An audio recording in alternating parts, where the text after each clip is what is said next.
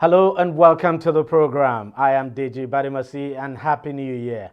Obviously born out of frustration over the persistent banditry in his state, the Katsina State Governor Aminu Masari has called on residents of the state to acquire weapons and confront bandits because, as he says, security officials alone cannot tackle insecurity in the state. Now, Katsina, like other northwestern states of Zamfara, Kaduna, Sokoto and Kebbi, has witnessed incessant attacks by terror groups in recent times. In 2021 alone, hundreds of people were killed and kidnapped in the state, with thousands more displaced from their homes. Now, speaking last week now, Governor Masari said Katsina State currently has less than 3,000 police personnel and that number is clearly inadequate to tackle the security situation in the state. And to be candid, I fully agree with him. He says at this point, residents need to also complement the efforts of the few security personnel available. Now, the governor went ahead to assure residents that the state government would help those who plan to own arms with a view to help bring an end to banditry. In other words, the state would assist them to get the needed permits to own the weapons. Now, it's not the first time the governor would be making this kind of statement, and he is not the only one who has made such a call. Not long ago, governors of the southwest of Nigeria called on the federal government to allow the regional security outfit, Western Nigeria Security Network, otherwise known as Amotekun, to bear sophisticated weapons like AK-47 to combat banditry in the region. Let's get a security expert now to help us make sense of this whole situation. Former military intelligence officer Colonel Hassan Stanlabo now joins me on the program. Colonel, thank you very much for joining us on the program and Happy New Year. Unfortunately, we're not starting the new year on a very happy note, but just give me your take on this call by Governor Masari on the residents to carry arms and take on these bandits. Thank you very much, Deji. And well, it's rather unfortunate, I would say, that a call like this is again, or once again, emanating from the executive arm of government, who actually are those, I would say, whom we have elected into power and who have the responsibility of availing us as citizens adequate security. I can understand the frustration of the governor anyway, like it is with most other governors within the country. Like it is, the situation has gotten to a point where we all know that states like Katsina, Zamfara, and so on are really under the heat when we talk about banditry and the other aspects of the hardship we are going through, besides what's happening in the Northeast.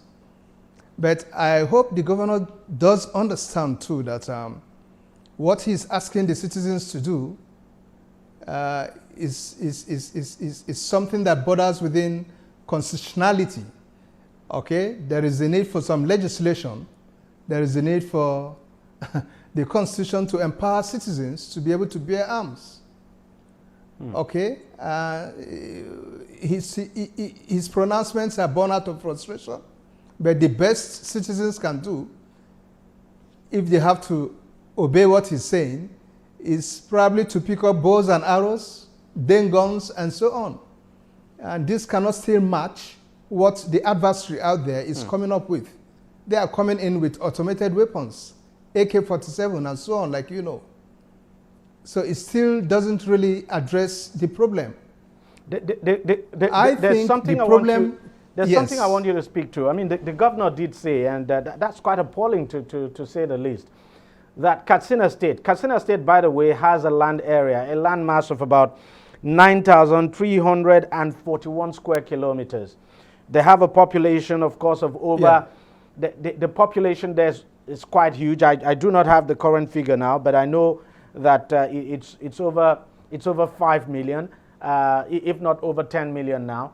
And not just that, you have a state with a population of over 5 million, a land size of over 9,000 square kilometers with just less than 3,000 policemen. How is that going to work? That is where I was actually going into the issue of manpower.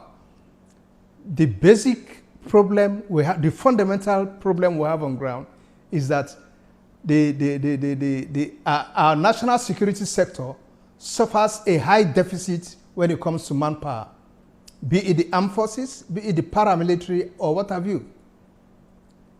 As we speak right now, the military or the army, so to speak, is overstretched because they have been pulled out to play the role of the police. In this policing role, they have been so dissipated in such a way that they cannot even meet the required manpower they need in the Northeast. Now the police too on its own, despite the assistance from the army, is still faced with severe challenges. The big question is, DEJI, why are we not recruiting? It beats my imagination. I am not seeing the sort of urgency I expect to see from a country that is at war. But it's like we're not recruiting enough, because we're actually recruiting anyway. DEJI, that is what I'm saying. I'm not seeing the level of urgency, seriousness, and depth of recruitment does not match the situation on ground. We have not improved beyond the normal situation of recruitment, even under this exigential situation. But then there's also the challenge of funding as well. I mean, it's one thing to recruit as many officers as you want to recruit. It's a different ballgame to pay them and, you know, to take care of them and provide the needed equipment. Of course. DEJI, are we saying that is our problem as a country? How much are we paying these boys we are recruiting? Do they earn millions per month? If they were to be earning what your senators earn per month, I would understand what you're saying. These are boys who don't pay more than 50,000 or maybe 60,000 per month. Has 20% not just been increased to police salary? Only a few days back by Mr. President, which brings police salary to what? Barely 45,000 or so. So what are we talking about, DEJI? How much are we paying these boys? So I can't understand why we are not recruiting, frankly speaking. And the level of unemployment in the country is so high. I was thinking that given the situation on ground, moving a lot of these young men who are coming out of school into the military and into the police force would have probably reduced our unemployment situation or improved on our unemployment situation on ground. But we are not even doing that. There is no increment in, or let me say substantial increment in the number of men we were taking into the depot NA in Zaria as at when we were at peacetime and even now when we are at war. By the way, why have we not by now expanded on the training institutions? By now we should have additional 3 or 4 training depots, each one absorbing nothing less than 5,000 men. Take them through the usual 9 months or 1 year training, and they come out and go straight into the field. Why are we not just doing that? That is the problem, DEJI. Don't you think all of this, because... And you know the situation with our country? Nearly half of the police strength are not actually doing policing, are not actually on policing duties. They are busy doing duties that are outside police duties. And just because you said that's quite true. I mean, I know of an estate here in Lagos where policemen have been stationed. I'm talking about mobile policemen, fully armed. They've been there now for over 3 weeks, over land matters. I mean, you have about 50 to 100 policemen stationed there. And the question you ask yourself, is that actually policing duty to move about 50 to 100 mobile policemen into an estate just because over a land matter, and they are still there? For me, that's clearly an abuse of the use of policemen, especially when they are needed in places where banditry. Just the next streets from where I am granting this interview, the next streets here in my estate, there is an uncompleted, fantastic building ongoing there with eight mobile policemen with automatic weapons. They have been there for well over 3 months. 8. They were placed by somebody very high up in authority. 8. I say 8. Whenever I drive past there, I shake my head. how we waste resources in this country. It's really a shame. Okay, Deji, on the other side, why have we not tried to see how we can get some of the retirees, okay, within the veteran community to come in and sign a 3 or 4, 5 years, contract with the Nigerian state, and we pay them some fantastic incentives to be able to lure them on board, and they come on board. There are lots of young men who are still out there who can serve. Not people like us who are already worn out and we've added weight. There are lots of young guys there. I have some of them employed in my company who, given the chance, would want to go back and serve. It's really baffling that it's done everywhere. It's really baffling that we're not doing some simple things. But let me ask you, Colonel.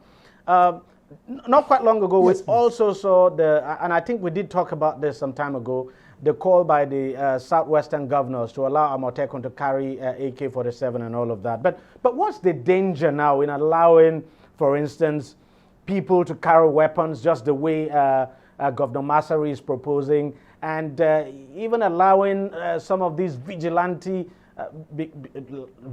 services like Amotekun, for instance, to carry sophisticated weapons? Is there a danger in that? I don't see any danger. All we need to do is to make sure they go through some training. So all you need to do is attach them to the police. They go through training. Now, in this case, you're referring to Amotekun, right? You're referring to Amotekun, not to allow every citizen. Amotekun must function in synergy with the police. Definitely, they will function in some level of synergy with the police. There must be some good level of understanding between both of them, between both organizations. I see the police as more or less an oversighting organization over Amotekun, with good understanding with the state government. Amotekun cannot be handed over these weapons and just be left on their own. There must be an oversighting organization, or what's it called now, that will supervise them, so to speak. Of course. I expect good synergy between them. Finally, and they can train these Amotekun boys, and they'll be able to fire very well. What is there? Nearly every American knows how to use the weapon. What's the big deal in using weapon? What's the big deal in it?